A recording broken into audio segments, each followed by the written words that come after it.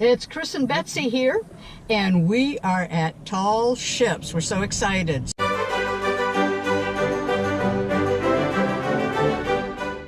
The Tall Ships was really cool. When we first got there, they even had this huge stage set up with a lot of live music going on, stuff planned throughout the day, not only at the festival grounds, but also over on the Strand in historic downtown Galveston.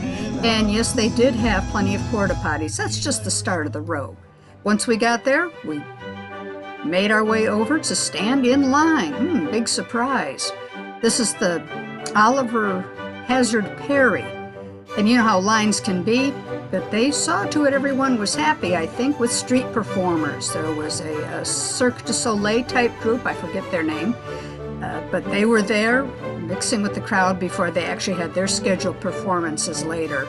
Unfortunately, we missed those, but you can't be everywhere at once. And I think she saw me pull out the camera. And what's a Tall Ships event without pirates?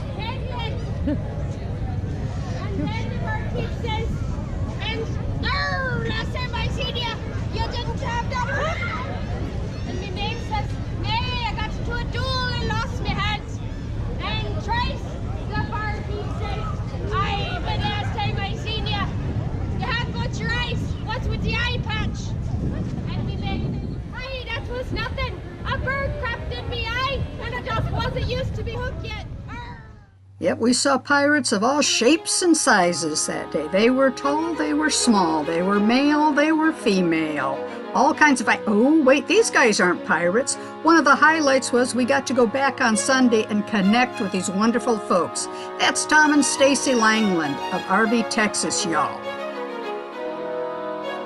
Well, back to Friday when we were there. We were in line for the Perry. It took us about 20 minutes to get on board, which wasn't too bad. And one of the things we're going to do is we'll be continuing our series on the Tall Ships with just a few more episodes so that you can get a closer look at these beautiful vessels. That's Chris. He's making his way aft on the Perry here. And then another quick walk took us back down towards where the Picton Castle was docked. Now, she was probably the funnest, is that a word? The funnest looking vessel there. Definitely the most colorful. I really liked her unique lines and the fact that she was a colorful ship, and her profile under sail, as you saw in Parade of Sail, was really neat.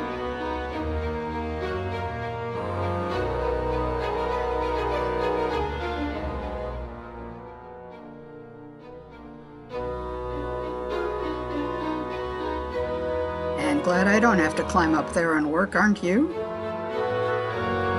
And another quick walk, this time over past to where we get to the Oosterschelde from the Netherlands.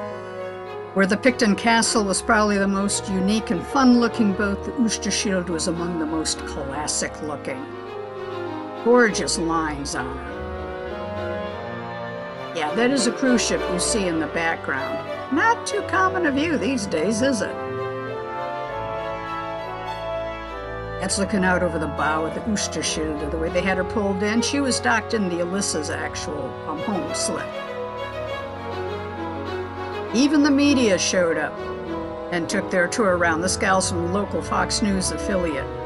And yes, they interviewed me, but I don't know if it aired or not. And this, of course, is the hometown favorite, the Alyssa. One thing about tall ships, they are so tall and so long, it's hard to get them into a single camera shot, even with ultra-wide lens settings.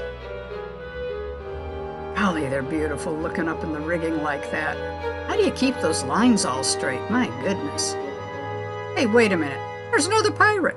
I wonder if he's shopping for a new boat.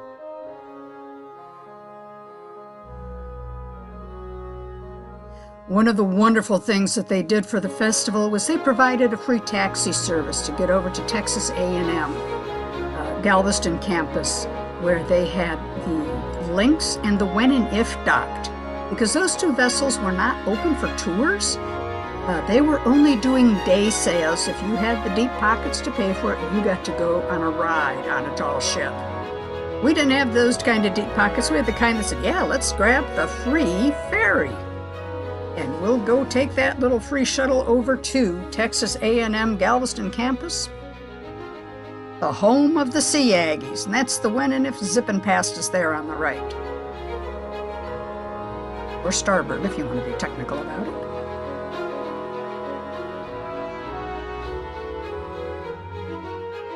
The taxi ride took about 15 minutes in total. That's the Lynx there. Also there on the starboard or right side. So we actually docked at the campus docks at Texas A&M.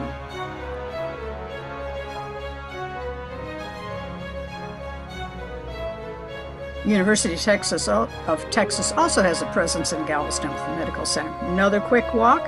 We were able to see the Lynx pull away from her berth as she got ready for her last day's sail of Friday. Lynx is that wonderful reproduction of a privateer from the War of 1812, right down to the flag, which was actually built in 2001.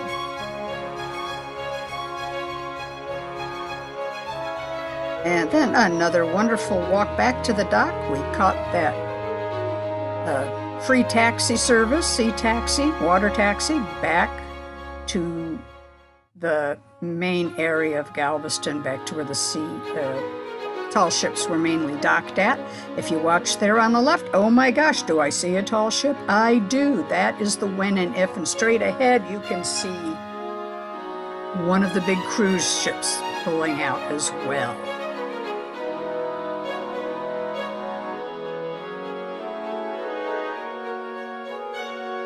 Now that's a picture you are not going to see every day. A tall ship and a cruise ship. I love the view, though, that we got from the water taxi. Nothing else. It was worth it just to see these beautiful, beautiful ships from the water side. That's the Alyssa there with her gray hull.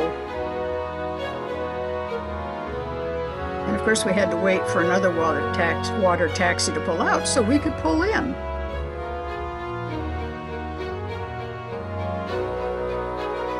Back up, give them a little bit of room. Stop and think that the Galveston Harbor, the Houston ship channel going up into Houston is all right there. It is very busy place overall. But this was just too cool to come in like this under this bow. Golly, they're so pretty. It was just too neat to go. Whoops, there we are. Now we're off again, and where do you think we went? Well, we found a place we could stand. This is from Sunday.